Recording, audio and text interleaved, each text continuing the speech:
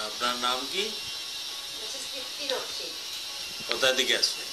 আমি হাওড়া বাড়ি থেকে আসছি। আচ্ছা, আপনার কত বয়স হয়েছে? 56।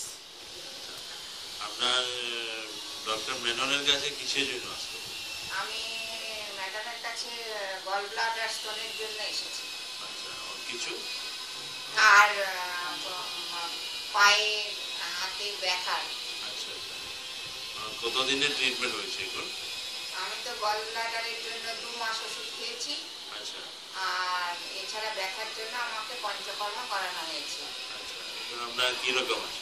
আমি তো আগের থেকে অনেক ভালো আছি। আর গল ব্লাডার স্টোন তো আমার একদমই চলে গেছে 2 মাস ওষুধ খেয়ে।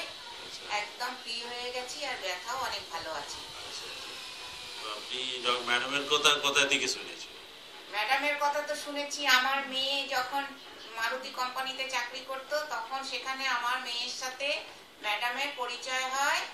সেই সোর্সে আমি মেয়ের কাছ থেকে শুনেছি। আচ্ছা আচ্ছা আচ্ছা, আর আপনি কি বলছেন? আপনি ওনার হাজবেন্ড কি বলবেন?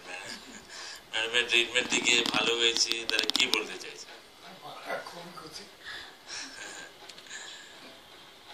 ওকে ওকে, থ্যাংক ইউ। আমি তো স্টোনের হাত থেকে যে বেরিয়ে গেছি বাবা। ওকে, থ্যাংক ইউ।